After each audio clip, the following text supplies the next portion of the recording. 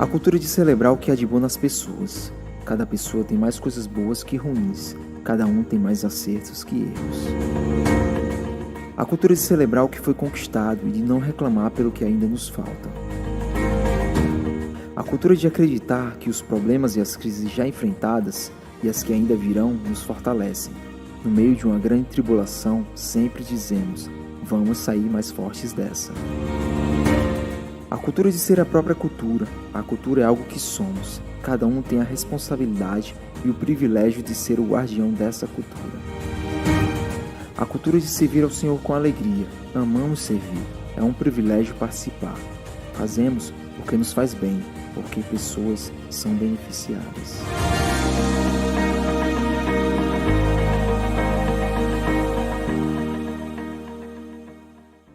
Boa noite. Tá fraco. Boa noite. Graça e paz. Sejam todos muito bem-vindos, amém? Quem é que nos visita aqui essa noite? Levante a mão para mim, você que não conhece as nossas células, você que está nos visitando, não importa qual é a vez, se é a primeira ou segunda, levante a sua mão, apenas uma mão, que você vai receber uma lembrança aqui muito bacana, especial, para você não esquecer que você esteve aqui, amém? Fique com a sua mão levantada até que você receba essa lembrancinha, igual essa que está aqui na minha mão. É um presente para você, é um presente convite, para que você, ao final do culto, no final dessa programação, você vai ser convidado, está sendo já agora, na verdade, a conhecer a nossa sala, nosso lounge aqui, e vai poder conversar um pouquinho com os nossos voluntários, falar um pouquinho de você, conhecer um pouquinho da semente, ok? Tudo bem simples, bem rápido e bem tranquilo. Não deixe de nos dar este prazer, ok? De conhecer você um pouquinho mais. E se você quiser conhecer bastante essa casa, essa igreja, vai ser um prazer muito grande para nós. Amém? Para os demais que já são desta casa, sejam muitíssimo bem-vindos. Que bom que vocês decidiram estar aqui hoje, decidiram vir para cá hoje. Eu já vou pedir para você abrir a sua Bíblia em Atos capítulo 4. Talvez um dos textos mais lidos, eu não sei, mas pode ser que seja um dos textos mais lidos, né? Quando a gente vai falar de igreja, né? Dessas coisas, desse organismo vivo que é a igreja. Com todas as suas bênçãos, com todos os seus problemas, as suas dificuldades, enfim. Nós vamos falar de uma igreja aqui hoje que é o nosso modelo de igreja, a igreja primitiva. E vocês sabem que nós estamos numa igreja, fazemos parte de uma igreja que não gosta de religiosidade. Na verdade, nós não somos religiosos. Nós adoramos a Deus, a Jesus de uma maneira muito simples, muito tranquila, né? Quanto mais nós somos identificados com a igreja local, melhor vai ser para o desenvolvimento da nossa fé e a nossa relação com Cristo. Então é muito importante essa identificação nossa, pessoal mesmo, com a igreja local. Isso ajuda a desenvolver a nossa fé, ajuda a desenvolver a nossa relação com Jesus, que é o que nós queremos, né? É o que todo mundo quer, eu penso. Quem procura uma igreja, na verdade está procurando Jesus. E nós tentamos aqui, com muita simplicidade, fazer um tipo de igreja para pessoas que não gostam de igreja. Nós temos essa intenção. Nós queremos atrair para cá pessoas que não gostam de igreja. Nós queremos que essas pessoas venham para cá. Amém? Os seus amigos, parentes, enfim. Queremos que eles estejam aqui conosco. Mas também queremos ser uma igreja para pessoas que gostam de igreja. Nós queremos também ser uma boa igreja para essas pessoas que gostam de igreja. Pessoas talvez como vocês, talvez como eu. Nem sempre eu gostei de igreja. Na verdade, eu odiava ir para a igreja. Em outro tempo da minha vida, eu não gostava. Domingo era um problema para mim ir para a igreja. Eu não gostava de ir para a igreja. Só que nós mudamos, né? Eu costumo dizer que ninguém muda ninguém. Nem marido muda mulher, mulher não muda marido. Isso não existe. Agora, o evangelho muda as pessoas. Por quê? Porque a palavra tem poder. E é verdade isso. É verdade, a palavra poderosa, poderosa. Mas com essa ideia, com essa intenção de fazer uma igreja para pessoas que não gostam de igreja e ser uma igreja para pessoas que gostam de igreja, nós vamos nos desenvolvendo. Há anos nós estamos fazendo isso, anos a fio, né? A gente vai tentando construir isso, e a gente vai estabelecendo aí os nossos valores. Nós vamos estabelecendo a nossa visão de igreja, os nossos valores como igreja, a nossa filosofia de ministério: adorar, servir e alcançar. É a nossa filosofia de ministério, é isso aqui que nós fazemos. Essas três coisas que nós tentamos fazer da melhor maneira possível. Essa é a ideia: adorar a Deus em primeiríssimo lugar, servir a Deus e as pessoas. Nós servimos a Deus para atingir as pessoas, o nosso serviço atinge as pessoas, né? E alcançar o perdido, alcançar as pessoas. Essa é a nossa ideia, esse é o nosso propósito como igreja, né? E essas coisas têm a ver com Atos 4, que nós vamos ler. Tem a ver com Atos 5 também, que nós também vamos ver. Porque ali fala de uma comunidade, Atos 4, que é uma comunidade que não adotou uma religião. É uma igreja que ela não adotou uma religião. E quando você faz parte de um organismo, de uma instituição como essa, que não é religiosa, faz você ter uma vida cristã de uma maneira mais livre, leve e solta. Já ouviram isso? Livre, leve e solto? Essa é a ideia. Livre, leve e solto em Cristo. Em Cristo. Esse é o nosso pensamento, que você tem uma vida assim leve. Jesus disse isso: seu fardo está pesado, troque comigo, porque o meu é leve. Então, se você tem caminhado a sua vida cristã e você tem sentido um certo peso, isso tem sido difícil, isso tem sido pesado para você, eu posso lhe garantir uma coisa: tem alguma coisa errada com esse fardo que você está carregando. Porque provavelmente ele não é de Jesus. E isso é um grande problema, ok? Ele não é de Jesus. Por quê? Porque Jesus disse que o fardo dele não é pesado. O fardo dele é leve. Então, se está pesando, tem alguma coisa errada aí. E seria ótimo que você descobrisse qual é o problema, para que você troque esse fardo por um fardo leve. Amém? A gente vai trocar essa ideia hoje, vamos falar um pouco disso hoje. Quem sabe a gente descobre, quem sabe eu descubro, nós juntos descobrimos aqui uma série de coisas. Quem sabe? Essa igreja de Atos 4, ela era uma igreja livre. Ela tinha assim ela não tinha limitação religiosa. Era de fato uma igreja livre em Cristo. Por isso que o Espírito Santo abriu tão fortemente, porque ele tinha liberdade para agir. Vai lá no versículo 32 do capítulo 4, que eu pedi para você abrir. Vai aparecer no telão também. E nós vamos ler aquele texto assim, que fala de uma perfeição de igreja, assim, um negócio fabuloso. 4, do 32 ao 37.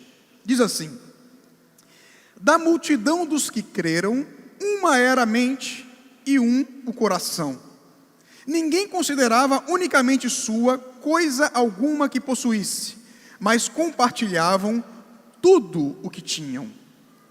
Com grande poder, os apóstolos continuavam a testemunhar da ressurreição do Senhor Jesus, e grandiosa graça estava sobre todos eles. Não havia pessoas necessitadas entre eles, pois os que possuíam terras ou casas as vendiam, traziam o dinheiro da venda e colocavam aos pés dos apóstolos, que o distribuíam segundo a necessidade de cada um. José, um levita de Chipre, a quem os apóstolos deram o nome de Barnabé, que significa encorajador, vendeu um campo que possuía, trouxe o dinheiro e colocou aos pés dos apóstolos. Amém? Palavra do Senhor. Glória a Deus, graças a Deus. Vamos orar? Vamos orar por essa palavra? Amado Deus, nós queremos agradecer a Ti, Pai, essa palavra, esse momento da Tua igreja, Pai. E nós queremos que essa noite, como as outras também que o Senhor já tem feito e falado, que o Senhor fale conosco, Pai, em nome de Jesus. Que o Senhor quebre paradigmas, que o Senhor quebre resistências, que o Senhor quebre o nosso orgulho, em nome de Jesus. Que nós realmente possamos ser impactados pelo o seu modelo perfeito de igreja, porque esse é o nosso alvo, essa é a nossa ideia, e essa é a nossa intenção, é a intenção do nosso coração. Então torna cada mente aqui cativa ao Senhor, que nada venha roubar a sua semente, que nada venha roubar a sua palavra, que as nossas atenções e que o nosso coração possa estar nesse momento preparado para receber o Teu Evangelho. Espírito Santo de Deus, continue conosco, ministra, Pai, a nossa vida, ministra a nossa vida, Pai, fala ao nosso coração, da maneira como lhe convier, da maneira que o Senhor quiser. É assim que eu oro e te agradeço, em nome de Jesus, amém. Hoje nós temos o grande privilégio de ter uma determinada faixa etária dos nossos filhos aqui conosco, amém? Aconteceu um pequeno imprevisto, e eles tiveram que ficar aqui conosco. Isso quer dizer que o culto vai ser uma bênção, como tem sido em todos os domingos, mas hoje assim, ainda maior, né? Porque eles estão conosco aqui, e é bom demais isso. Queridos, esse texto que eu acabei de ler, ele fala de um modelo perfeito de igreja. É algo assim, quase surreal você imaginar, né? Não havia necessidade alguma, porque as pessoas vendiam aquilo que tinha, entregavam o dinheiro para os apóstolos administrarem, e eles, de acordo com a necessidade de cada um, ia suprindo, ou seja, não havia necessitados. Quem tinha alguma coisa não considerava seu, quem tinha alguma coisa não considerava que era dele, coisa nenhuma. Era tudo de Deus para suprir a sua igreja. Algo fantástico, algo assim, quase que inexplicável.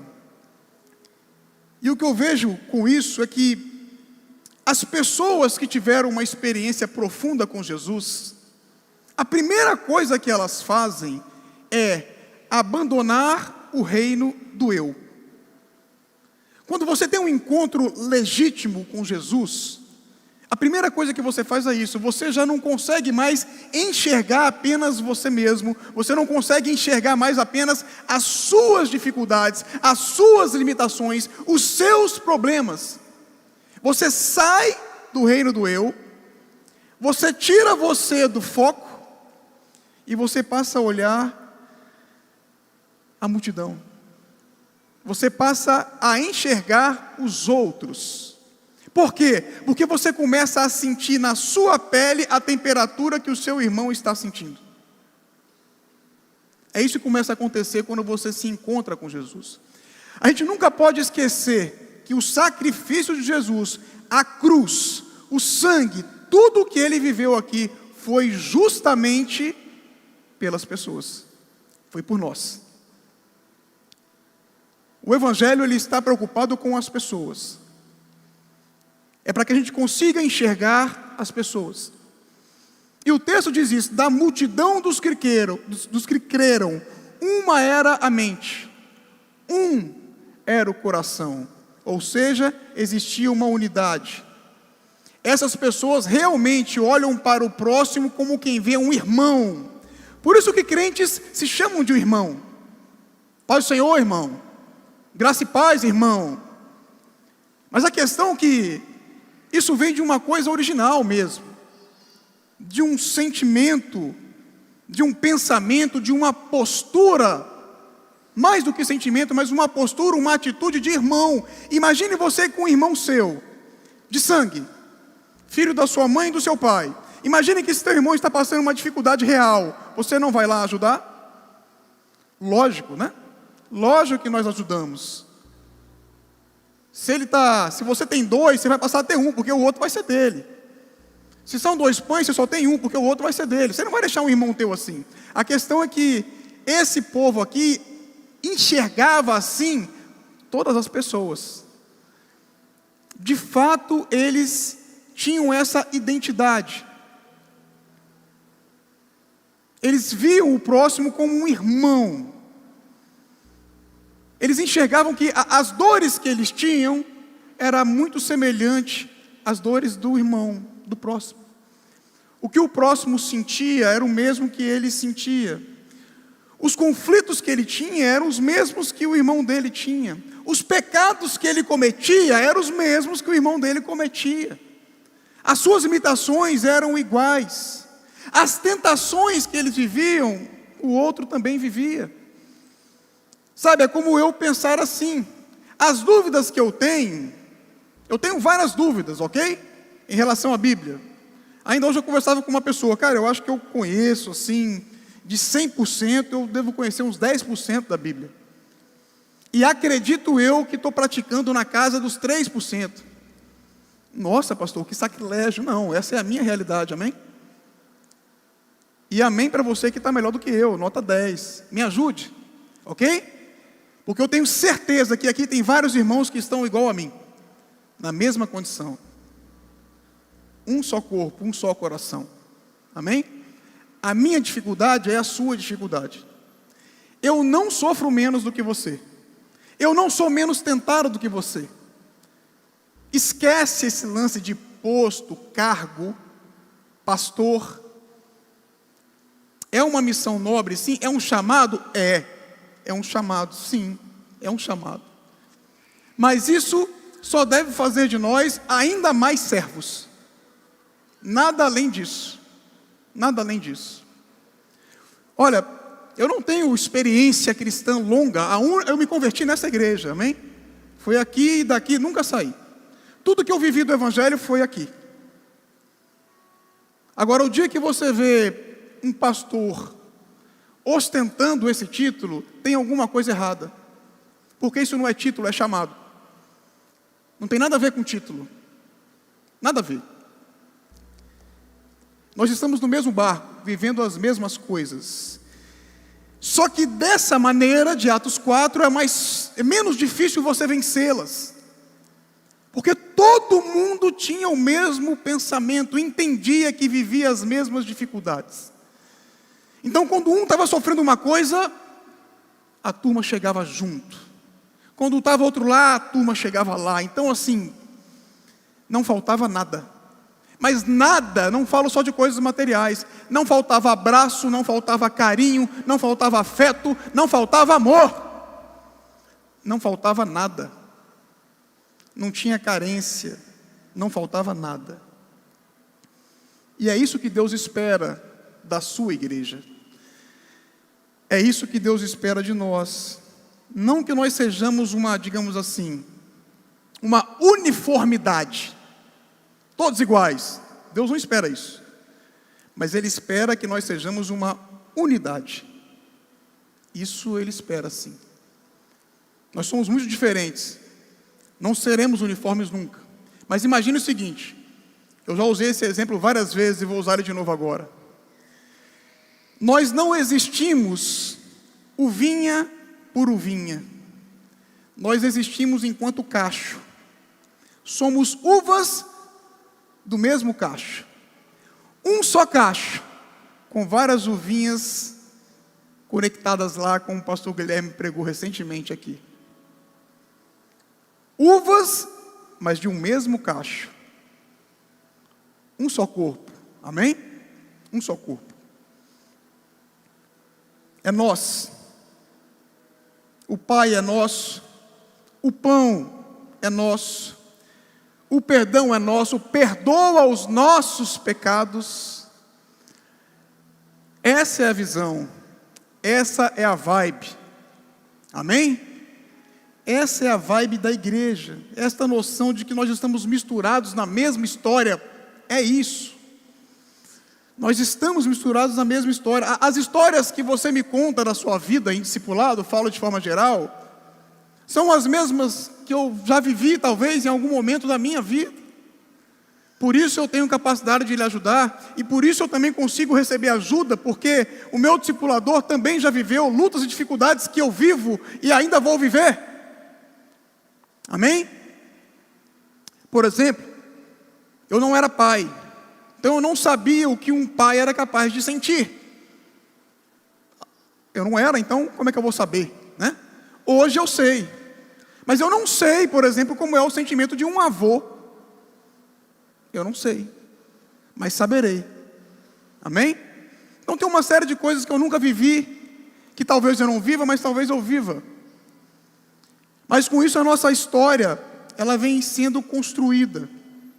Você pode se abrir comigo e eu posso me abrir com você. Porque você é um só. Eu sou como você e você é como eu. Essa é a igreja. Deixamos o reino do eu e fomos para o reino de Deus. Amém? Saímos do reino do eu e vamos para o reino de Deus. E é por isso que entre eles não havia necessitado algum.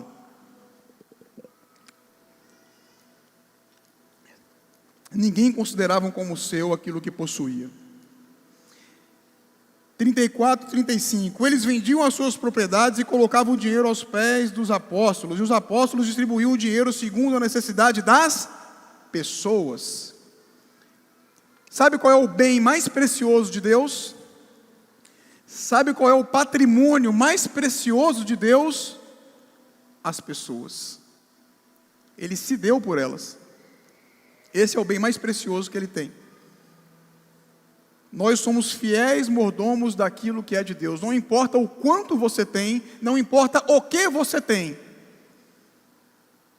Seja o que for, ou quanto for, é de Deus. Pertence a Ele. Você toma conta para Ele. Aquilo que você chama de seu, não é seu, é de Deus, está aos seus cuidados. Existia uma preocupação naquela condição de que não faltasse nada para ninguém. Nada, nada. Talvez vou usar um termo aqui que, não que seja isso, mas é a grande utopia do Evangelho. É o grande sonho impossível do Evangelho, digamos assim, mas não é impossível, amém? É que entre nós aqui, não falte coisa alguma. Mas pastor, mas nós não vivemos isso hoje? Não. Por exemplo, isso não é um confronto nem uma cobrança, né? Mas por exemplo, você trouxe 1 quilo de alimento hoje? Vamos lá, não trouxe, ou trouxe, mas todo mundo não trouxe, né?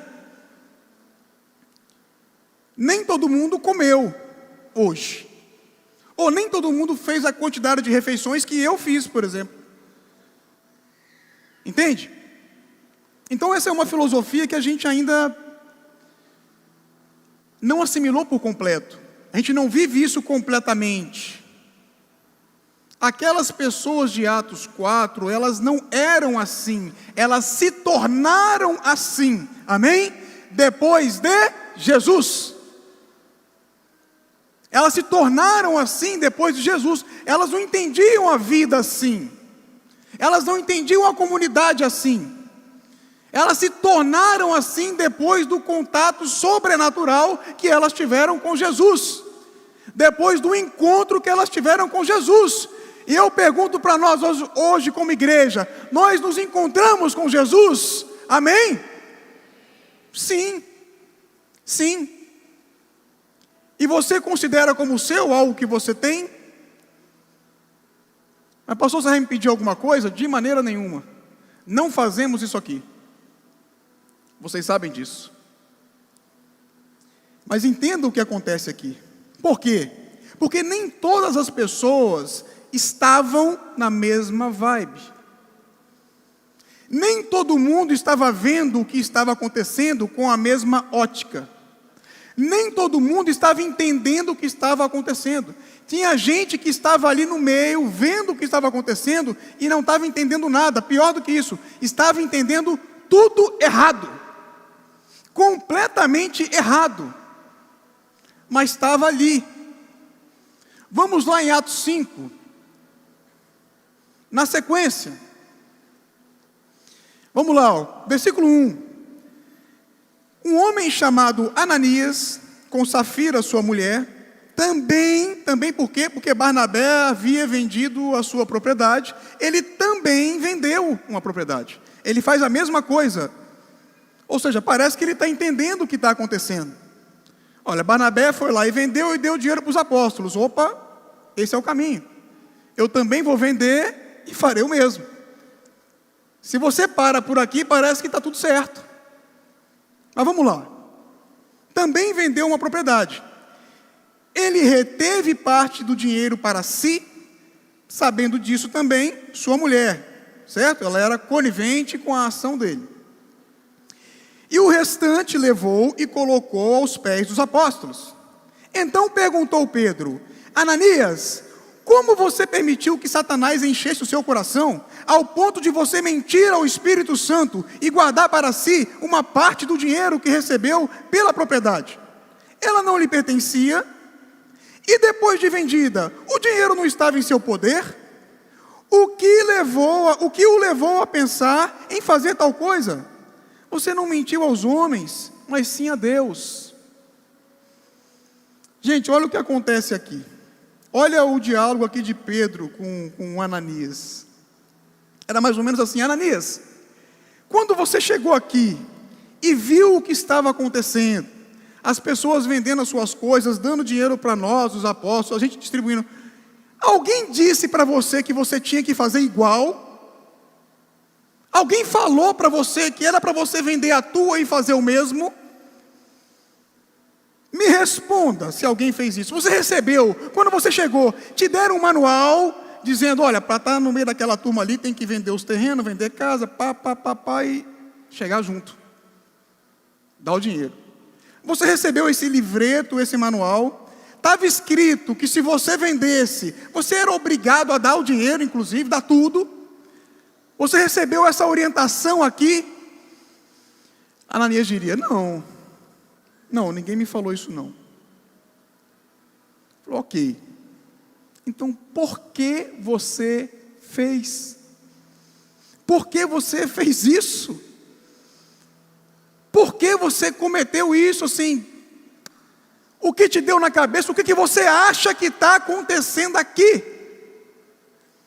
Que loucura é essa de você vender teu terreno e dar metade do dinheiro, mas com o coração equivocado? Essa era a questão. Esse era o problema. Essa forma, essa maneira de Deus nos amar, mas não nos obrigar a nada. Você sabia disso? Nós não somos obrigados a nada. Deus te ama, Deus deu a vida por mim e por vocês. Deus deu a vida pela igreja e não te cobrou nada. Ele não quer nada.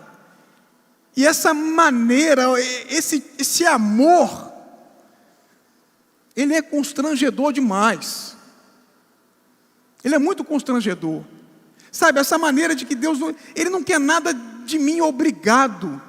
Ele não quer que nada que eu faça para Ele seja um peso, ou seja um problema para mim, seja um entrave. Essa é a maneira dEle nos amar. Não querendo nada em troca, não existe compensação. Nós não temos como compensar Deus pelo que Ele fez. Então o Pedro, ele não estava conseguindo alcançar o que Ananias estava fazendo. Tipo assim: cara, qual é a tua? Faça o que você quiser fazer. Se você quiser vender o terreno, meu irmão, vende. Se você não quiser vender, não vende. Se você quiser dar o dinheiro, dê. Se você não quiser dar, guarde para você, cara. Por que você está fazendo isso? Aonde foi que você viu isso? Nas entrelinhas, cadê o contrato? Onde isso está escrito? Em letrinhas pequenas que ninguém lê, dizendo que você tinha que fazer isso? Cara, que pisada de bola foi essa, meu irmão? A comunidade, essa comunidade aqui não é uma comunidade de regras, é uma comunidade de amor. As pessoas estão fazendo isso por amor, porque elas entenderam o Evangelho, porque elas foram impactadas pelo Evangelho, porque Jesus tocou nelas, como tocou naquela mulher do fluxo de sangue. Aliás, ela tocou nele, e dele saiu virtude. É uma comunidade de amor. Não é uma comunidade de usos e costumes, regras, padrões, limites, aonde você tem que se enquadrar ou pagar alguma coisa para fazer parte. Não é um título que você compra e entra para o time ou para o clube. Ananias, você fez uma besteira muito grande. Muito grande. Quando nós nos encontramos com Jesus, aquele encontro genuíno que você viveu, e eu também, a nossa perspectiva para o mundo, ela muda. É por isso que essas pessoas conseguiam chegar a esse nível, de vender o que tinha, para ajudar um irmão, do lado dela, que não tinha. Porque a forma dela enxergar a vida dela mudou completamente. Ela já não tinha mais como dela o que ela tinha. Ela entendia claramente que era de, olha, se foi Deus que me deu, Ele pode pedir, ou se Ele me deu, certamente foi para que eu tenha com que acudir o necessitado. Essas pessoas, elas tinham o desejo. Não era uma questão de ter que fazer, era o desejo de querer fazer. Era uma vontade mesmo, eu quero ajudar, eu preciso ajudar, isso está queimando no meu coração. Era o que essas pessoas sentiam. Eu preciso expressar o tamanho do Jesus que está dentro de mim, eu preciso colocar isso para fora de alguma maneira. Elas estavam tomadas pelo Espírito Santo, elas precisavam externar isso de alguma forma, seja abraçando, amando, abençoando, doando, dando dinheiro, casa, não interessava.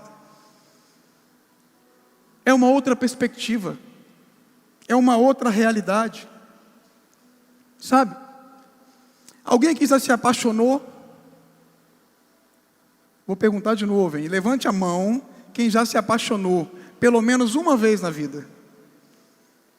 Pronto, muita gente, quase todo mundo. Eu me lembro exatamente quando eu me apaixonei pela minha garota. Me lembro o momento que eu fitei os olhos nela pela primeira vez. Me lembro como foi, me lembro de tudo. Você sabe, quando você está apaixonado, não tem dificuldade, meu irmão. Não tem barreira, não tem, cara. Você corta Parnamirim a pé, Natal. Se você não tiver como pagar um transporte, você vai bater daqui em Natal a pé só para se encontrar com ela. Vai. O caboclo vai. Você sabe que vai. Não vai não, Alisson? Vai. O cara vai. O cara enfrenta aqui, ele fica até brabo, né? Tem que falar com teu pai, está aqui quem vai. Eu vou. Não tem dificuldade. Não tem, cara, não tem. Quando eu conheci a Érica, a parte aqui sabe do meu testemunho, muitas coisas aconteceram e tal. E teve um momento que ela chegou para mim e falou bem assim: olha, eu não sou de namorar. Meu negócio assim, eu caso. Eu não sou de namorar. E eu, para não ficar por baixo, virei para ela e falei: tá, aqui quem casa. Eu não quero saber de namorar mesmo não, já namorei muito, meu negócio agora é casar. Eu queria ela, ainda quero, amém? Só que hoje eu a tenho. Mas eu falei: tá aqui quem casa, não tem, é esse o problema? Tá resolvido. Quiser sair daqui para o cartório, é agora. Era de noite, não dava. Mas meu irmão, olha, a gente casou, ela começou a fazer faculdade. Natal a gente morava em Parnamirim. Eu lembro que eu ia buscar, tal, ia buscar, pá. Só que o tempo passa, né? A rotina se instala, o tempo passa, né? Aí chega um momento que, tipo assim, vai de carro, né? Vai você sozinha e volta, tal. Eu não preciso ir, né? Você começa a fazer gestão da sua relação. Quando a chama começa a diminuir, sabe? A paixão que tem um tempo, ela começa a passar. Você começa a gerir o teu relacionamento. Você começa a fazer gestão de relacionamento. Aí já não tem mais aquela vontade de querer estar perto, querer estar junto. Cara, olha bem. Eu saía às 17h30 da empresa. Nós trabalhávamos na mesma empresa. Eu saía às 17h30 meu horário convencional, eu sempre saí 1 hora depois, 18h30, 19 horas, não era pela empresa, era por mim, eu tinha um compromisso com o meu crescimento, eu sabia que isso ia fazer diferença, então eu ficava depois do horário, porque eu queria. Só que ela saía às vezes 11 da noite, ela trabalhava com exportação, o fuso horário era diferente, né? Europa, América do Norte e tal, era uma loucura, até hoje ela trabalha com isso. Eu saía 17h30, pastor, 17h30, ela às vezes saía 11 da noite, eu ficava lá, esperando ela, sem nada para fazer, de 5h30 a 11 horas da noite, só para ter o gostinho de levá-la em casa. Diga aí se o caboclo era apaixonado. Só para ter o gostinho de ter, porque na empresa não cabia, não podia e também não tinha como, meu irmão. Era altamente profissional mesmo. O meu momento com ela era quando a gente estava fora de lá. E para eu estar fora de lá com ela, eu tinha que esperar ela estar liberada. E às vezes entrava 11h30, meia-noite, eu ficava brabo lá comigo mesmo. Eu falava, rapaz, o que eu estou fazendo, cara? Mas eu queria estar com ela, meu irmão. Não tinha problema. E quando ela saía, meu sorriso estava... Demorei e falei... O que é ficar 5, 6 horas esperando? Eu queria era apertar, beijar, santamente. Apaixonado. Você faz. Você imagina eu servindo a Deus assim? Diga aí, se eu não ia fazer mais do que eu faço?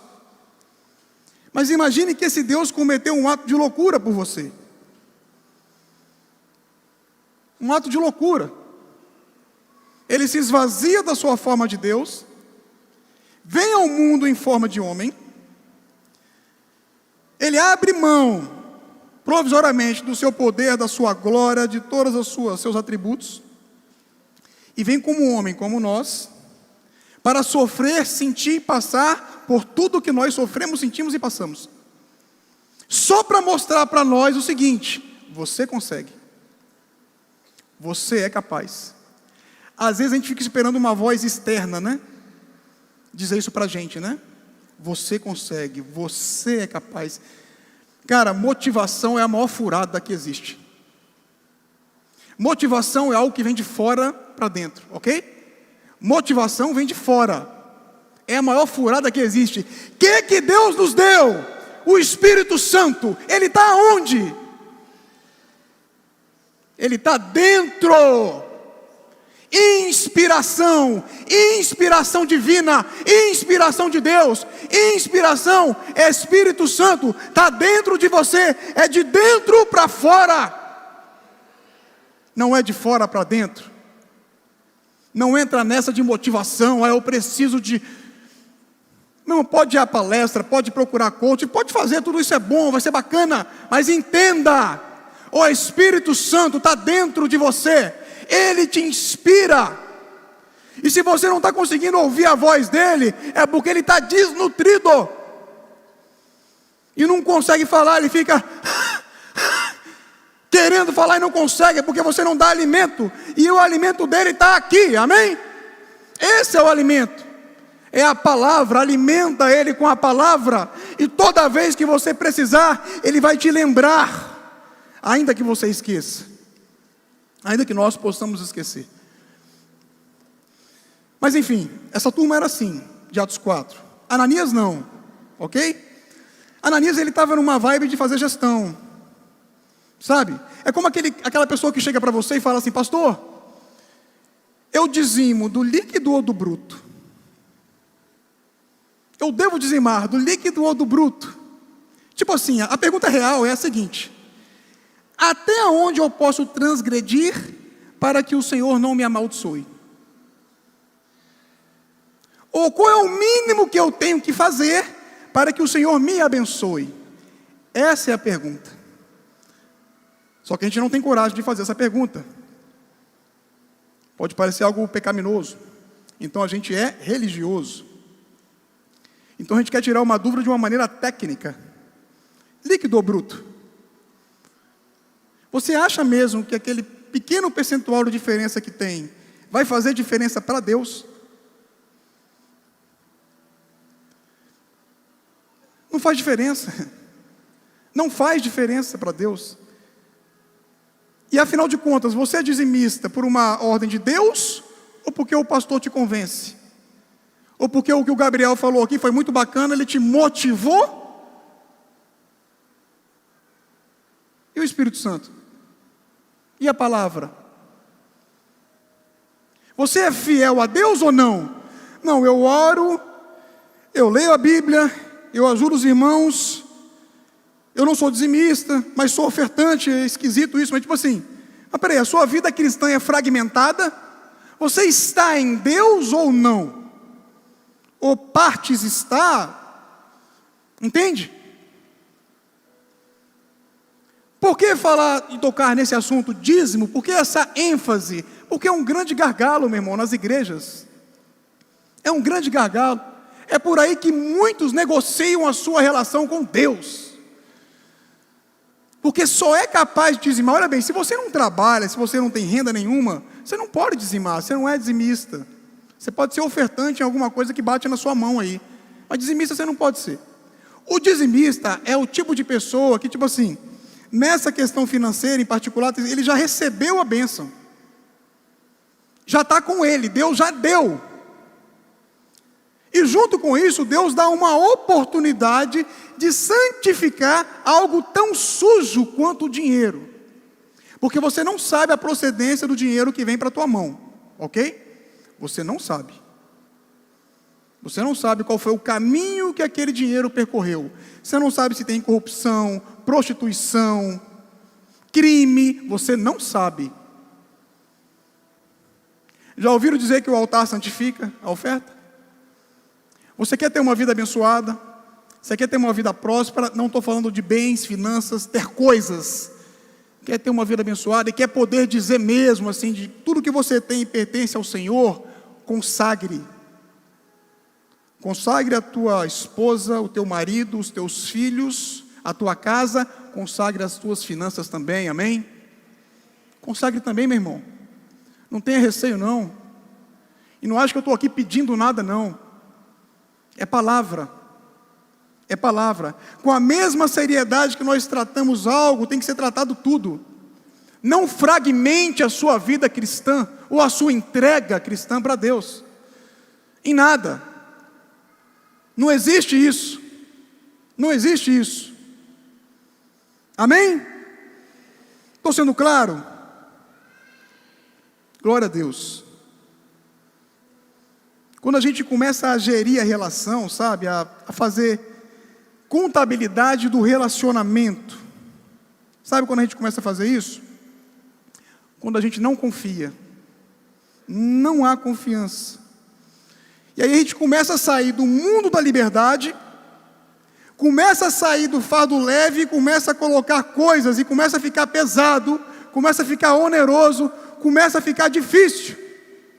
Quando é que a gente controla o outro?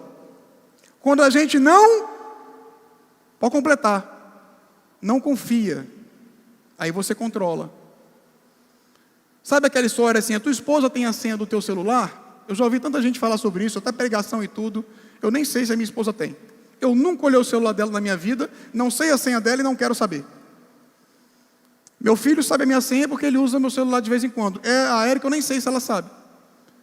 Porque se eu for um cara, um tipo de marido, que dou margem para ela ter uma mínima dúvida e querer olhar o meu celular para ver se a dúvida dela procede, eu já estou fora. Eu já estou fora. Eu já estou assim. A Érica é uma pessoa assim que não tem ciúmes. É zero ciúmes. E se tem, eu nem sei. Eu não tenho ciúmes, por exemplo, eu tenho cuidado excessivo. Sou um cara excessivamente cuidadoso. Não mexa nas minhas coisas. A Érica não tem ciúmes, assim, ela não é ciumenta. Tranquilíssima, assim. Tranquilíssima. E ela sempre me fala o seguinte. Ela fala, meu amor, meu príncipe, lindo e maravilhoso, é o que você é. Você nunca me deu razão motivo para eu pensar qualquer coisa. Nunca. Então assim, qual vai ser a nossa? Como é que vai ser a nossa vida, a nossa relação? A gente vai ser um Ananias? É uma vida miserável demais, cara.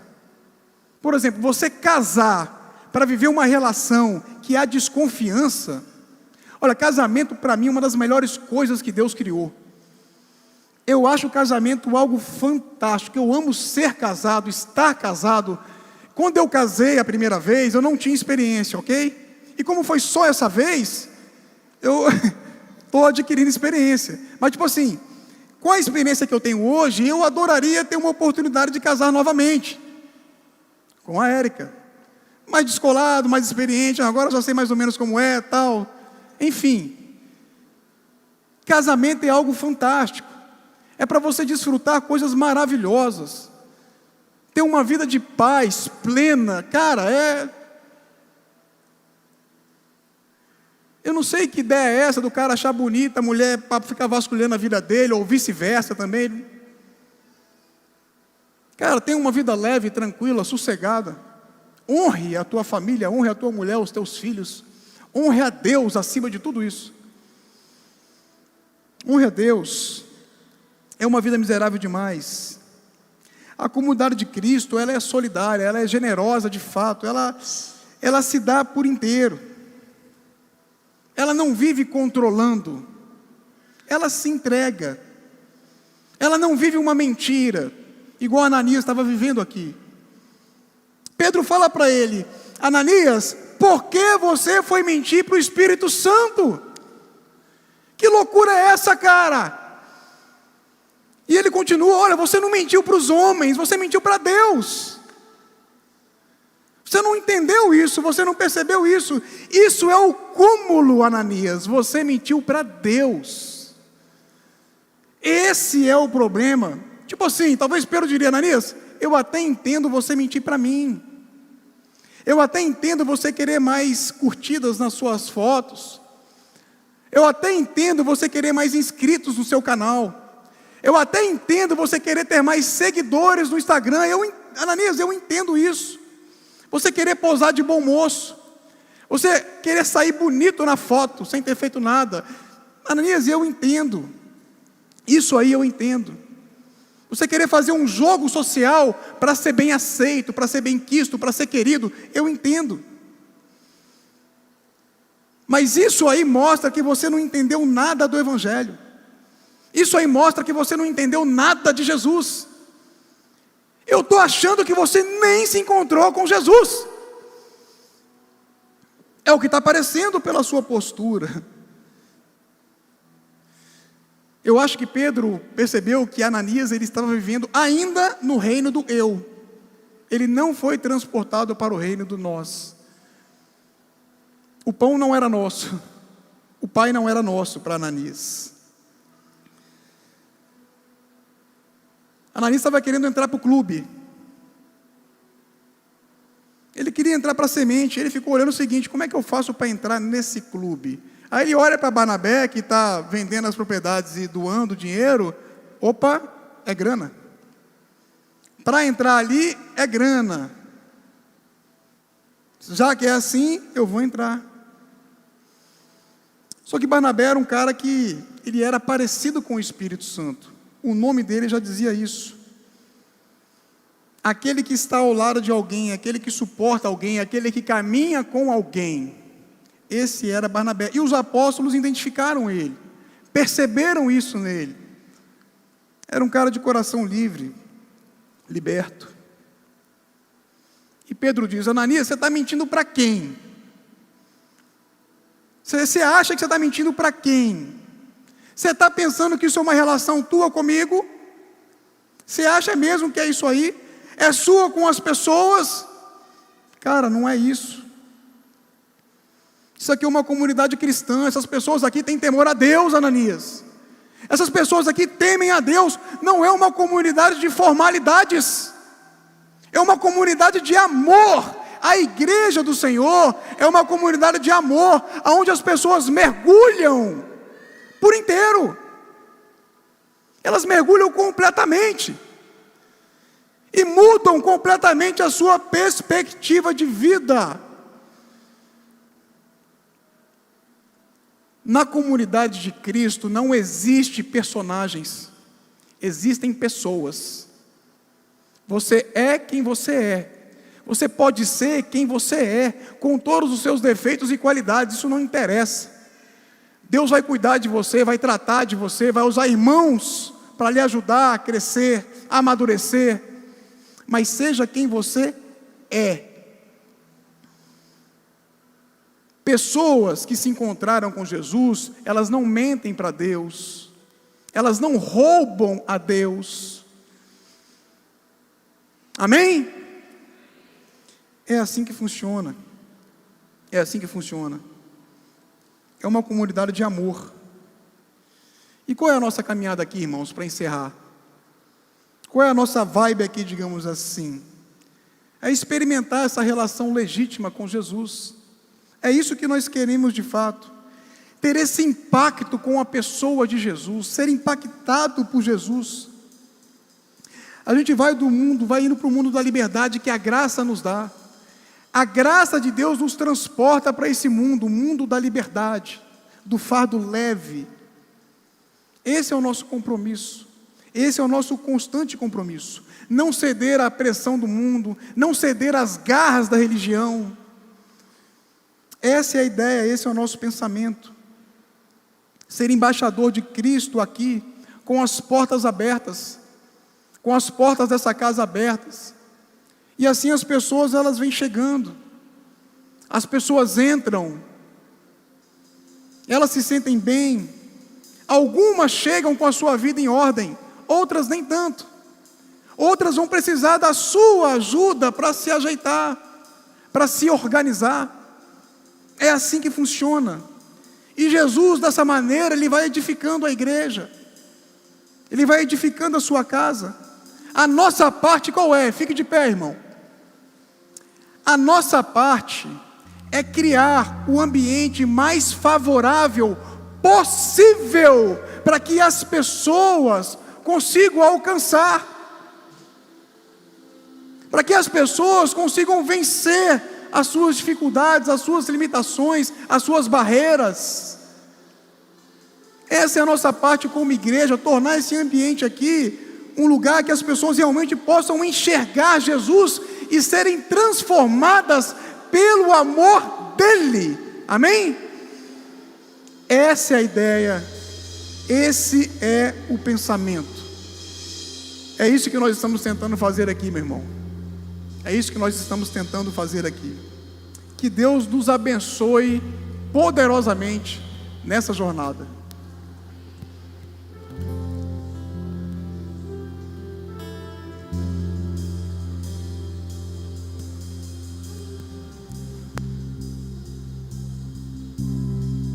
Tens liberdade aqui, Espírito de Deus, Espírito de Deus.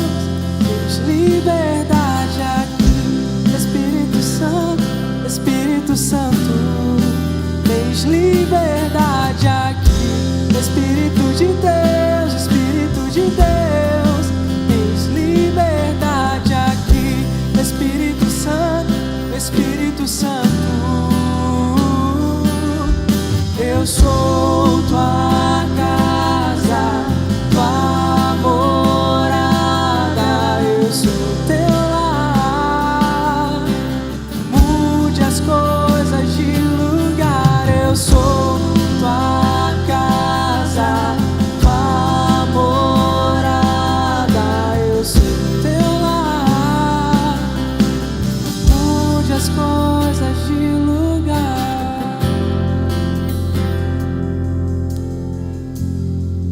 Tens liberdade aqui, Espírito de Deus, Espírito de Deus. Tens liberdade aqui, Espírito Santo, Espírito Santo. Espírito de Deus, Espírito de Deus. Espírito Santo, Espírito Santo. Eu sou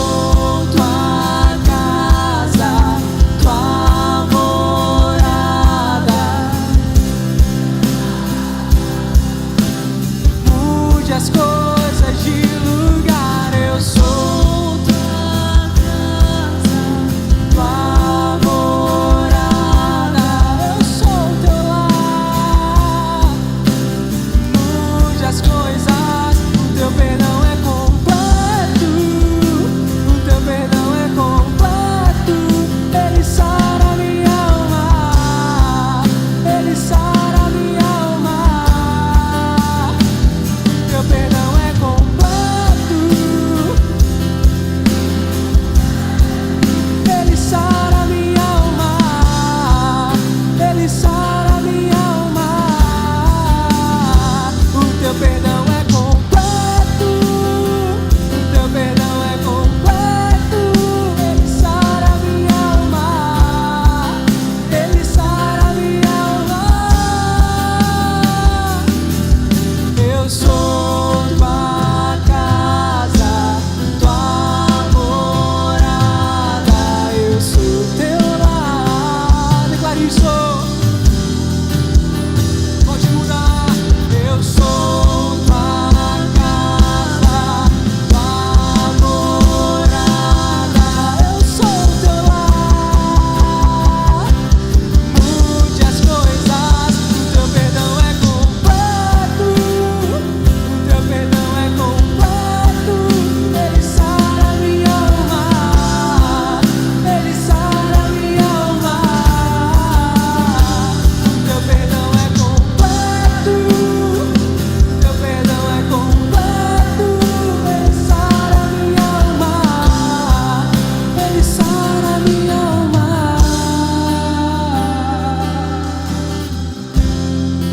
A questão é, você cantou agora, né? Mude as coisas de lugar.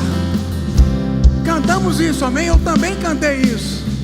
A questão é, quando Ele, somente Ele, ninguém tem essa capacidade, só Deus, olhar para o teu coração, Ele vai encontrar sinceridade na sua canção. Mude as coisas de lugar. Ele pode mesmo mudar as coisas de lugar na sua vida.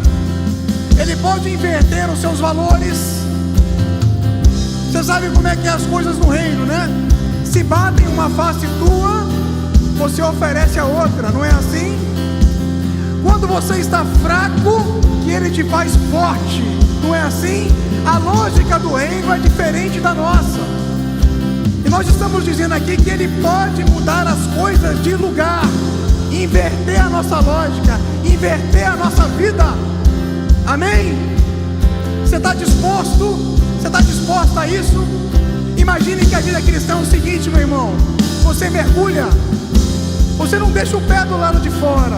Você não deixa a mão do lado de fora. Você mergulha completamente. Imagina você dentro do mar.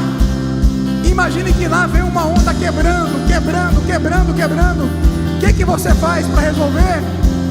Você mergulha. E quando você está lá de baixo, você não sabe o que está acontecendo lá em cima. Você está protegido ali naquele seu mergulho. A onda está quebrando, está passando, e você está protegido. E você sai lá na frente e olha para trás. A onda passou. Você está ileso. É assim caminhar com Cristo. As ondas vêm, as ondas quebram. Elas tentam te derrubar, elas tentam lhe prejudicar, mas você mergulha no Espírito Santo e Ele te guarda, Ele te protege, Ele te livra, Ele te redime. Eu sou tua casa, tua morada. Eu sou teu lar. Mude as coisas de lugar. Eu sou tua casa, tua morada. Eu sou teu lar. Mude as coisas. Eu sou tua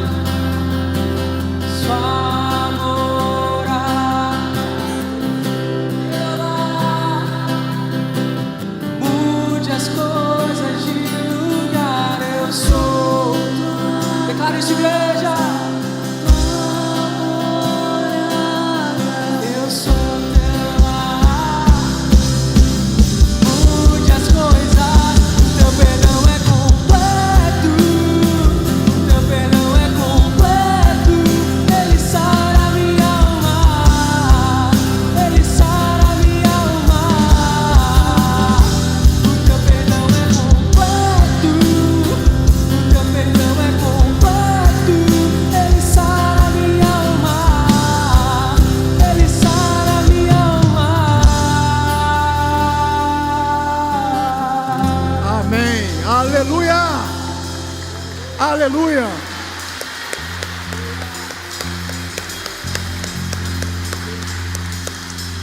Pode sentar, irmãos. Essa noite, pode ser que nós tenhamos pessoas aqui que não entendia essa comunidade, o que é fazer parte de uma comunidade cristã, o que é fazer parte de uma comunidade cristocêntrica, que tem Jesus como centro de tudo, e de repente gostaria de fazer parte, gostaria de iniciar essa caminhada, gostaria de fazer parte de uma igreja, de caminhar com Cristo, de conhecer mais, de entender mais, de viver isso, de conhecer essa igreja de Atos 4, que nós estamos tentando ser a cada dia.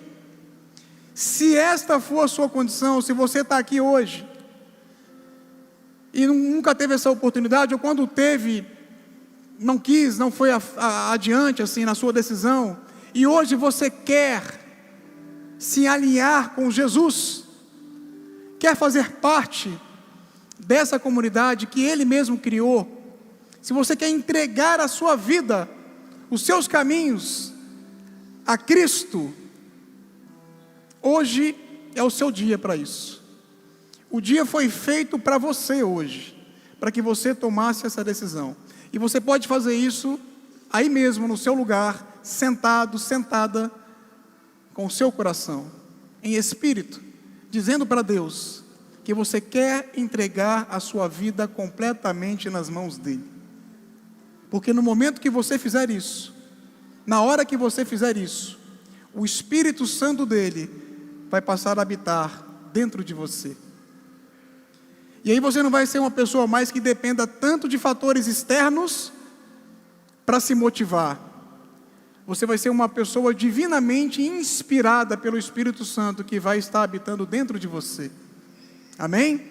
Então assim, eu recomendo a você jamais perder essa oportunidade. Não é que você não vai ter outra, eu não sei se você vai ter. Mas hoje, Deus está lhe dando essa chance. Não deixe passar. Amém? Não deixe passar. De maneira nenhuma. De maneira nenhuma. Amém? Vamos encerrar o culto. Vou pedir a vocês para ficarem de pé mais uma vez, só para a gente fazer uma oração final. Encerrar, estamos no nosso horário. Estamos trabalhando aí para realmente fechar o nosso culto dentro do horário. Organização, excelência, honra a Deus e inspira as pessoas, amém? Todo mundo gosta de um ambiente organizado, todo mundo gosta de um ambiente excelente, Jesus também, o Espírito Santo dele também. Eu costumo dizer o seguinte: se o Espírito Santo age em qualquer situação, imagine em um lugar organizado, ele vai agir melhor ainda, eu acredito, amém?